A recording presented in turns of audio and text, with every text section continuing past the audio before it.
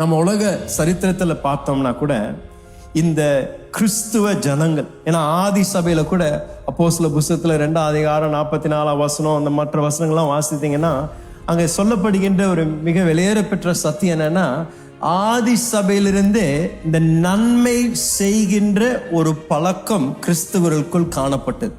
ஒருவரை தேவைகளை சந்திக்கக்கூடிய ஒரு பழக்கம். அப்படின்னா ஆதி சபையில ஒருவர் கூட தேவை உள்ளவர்கள் யாரும் இல்லை. ஏன்னா ஒருவருக்கு இருந்ததை அவர் பகிர்ந்தளித்து தேவைகளை சந்தித்தார்கள் என்று தேவ வார்த்தை சொல்லுகின்றது. அப்படின்னா அந்த ஆதி சபையிலிருந்து கிறிஸ்துவ மக்கள் எப்பொழுதும் செய்த ஒரு காரியம் இருக்கும் என்றால், நன்மையை செய்யக்கூடிய ஒரு ஜன கூட்டமாக இருந்தார்கள். கிறிஸ்தவர்கள் என்றாலே நன்மையை செய்யக்கூடியவர்கள் என்ற ஒரு பெயரை பெற்றவர்கள் என்று நான் சொல்லுவேன். எங்கே அனாதைகள் இருந்தார்களோ அங்கே அனாதை இல்லங்கள் துவங்கினார்கள்.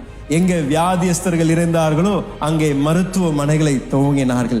எங்கே அறியாமை இருந்ததோ அங்கே பள்ளிக்கூடங்களையும் பல்கலைக்கழகங்களையும் துவங்கினார்கள். எங்கே அழிவு ஏற்பட்டதோ அங்கே முதல் ஆளாக இறங்கி நின்று அங்கே வந்து பாதிக்கப்பட்ட ஜனங்களுக்கு உதவியை கொடுத்தவர்கள் கிறிஸ்தவர்கள் தான். உலகத்திலேயே நீங்கள் பார்த்தீர்கள் என்றால், உலக சரித்திரத்திலே கிறிஸ்தவர்களுக்கு கொடுக்கப்பட்டிருக்கின்ற ஒரு பெயர் இருக்கும் என்றால், அவர்கள் சமூக சேவை செய்கின்ற ஒரு ஜன கூட்டம், அல்ல சமுதாயத்திற்கு நன்மையை செய்யக்கூடிய ஒரு ஜன கூட்டமாய் இருக்கின்றார்கள் என்று சொல்லப்பட்டிருக்கின்றது. அப்படின்னா நம்மளுடைய தேசத்துல மாத்திரம் ஆண்டவர் உங்களையும் என்னையும் நன்மை செய்யும்படியாக நம்மை ஏற்படுத்தியிருக்கின்றார். ஒரு ஆமென் சொல்லலாமா?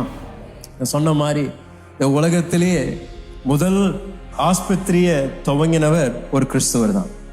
இந்த உலகத்திலே முதல் பல்கலைக்கழகத்தை துவங்கினவர் ஒரு கிறிஸ்தவர் தான்.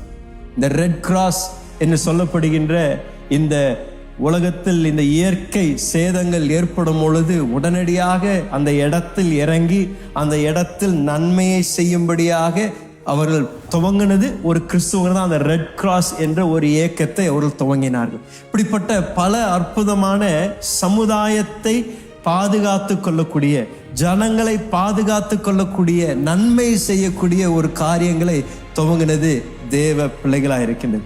நம்மளுடைய தேசத்துல கூட பல நேரத்தில் சில அரசியல்வாதிகள் கூட நான் சொன்னதை கேட்டிருக்கிறேன். நான் வளர்ந்த பொழுது ஒரு கிறிஸ்துவ பள்ளிக்கூடத்துக்கு தான் போனேன், கிறிஸ்துவ பள்ளிக்கூடத்துல தான் நான் இதெல்லாம் பல அருமையான காரியங்களை கற்றுக்கொண்டேன் என்று பலர் சொல்லியிருக்கிறாங்க. நம்மளுடைய தேசத்துல மிக பெயர் புகழ் பெற்ற மருத்துவமனைகள் இருக்கும் என்றால் அது கிறிஸ்துவ மருத்துவமனைகள் நம்மளுடைய தேசத்தில் இன்றைக்கும் இருக்கின்றது. எல்லாம் தேவ பிள்ளைகள்.